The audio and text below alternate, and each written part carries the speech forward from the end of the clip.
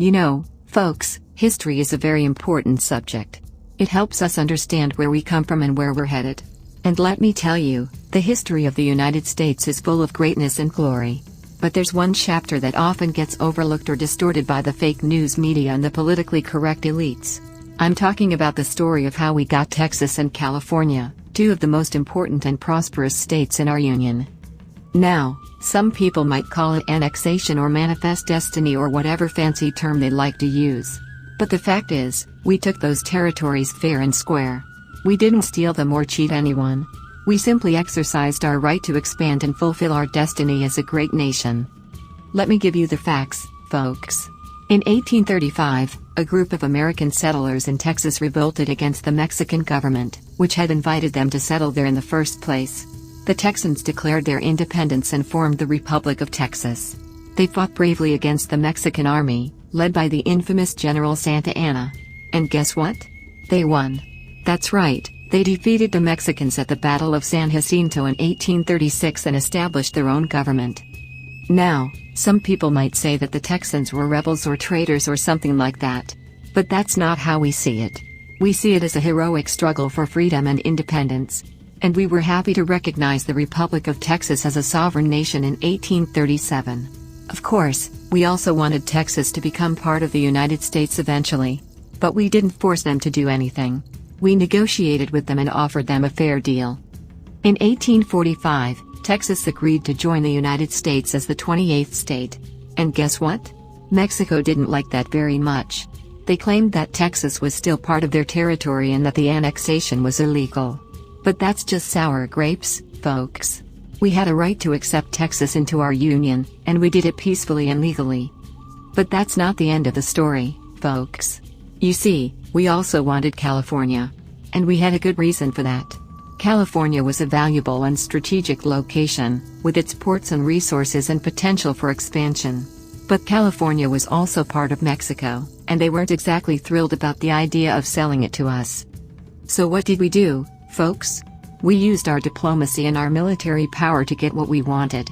In 1846, President James K. Polk sent troops under General Zachary Taylor to occupy the disputed territory between Texas and Mexico, which included parts of what is now New Mexico, Arizona, and California. Mexico saw this as an act of aggression and declared war on us, but we were ready, folks. We had a superior army and navy, and we knew how to use them. We defeated the Mexicans in a series of battles, including the famous Battle of Buena Vista, and marched all the way to Mexico City. We forced them to sign the Treaty of Guadalupe Hidalgo in 1848, which gave us not only California but also Nevada, Utah, and parts of Colorado, Wyoming, Kansas, and Oklahoma. Now, some people might call that imperialism or colonialism or something like that. But that's just more fake news, folks. We didn't want to conquer Mexico or subjugate its people. We just wanted our manifest destiny and expand our greatness. And we did it in a way that was both legal and honorable. We paid Mexico $15 million for the territories we acquired, which was a lot of money at the time.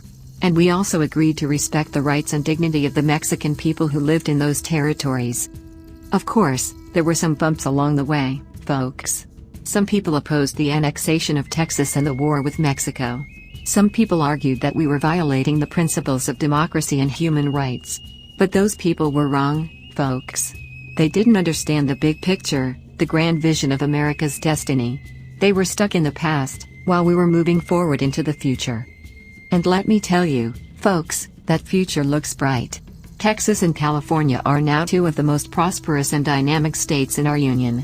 They have contributed immensely to our economy, our culture, and our national identity. They have attracted millions of people from all over the world, who share our values and our dreams. So let's not dwell on the past, folks. Let's celebrate our achievements and look ahead to a brighter future.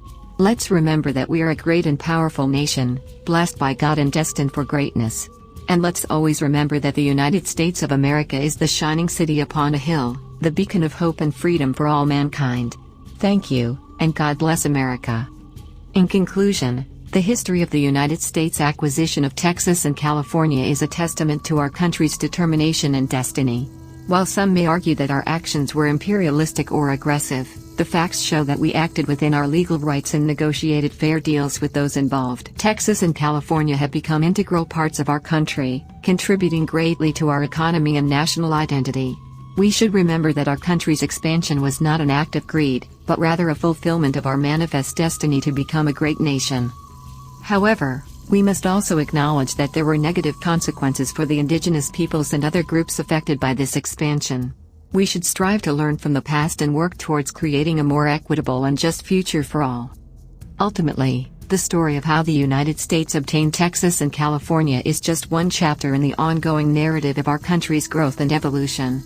We should continue to embrace our history and learn from it, while also striving towards a brighter and more inclusive future.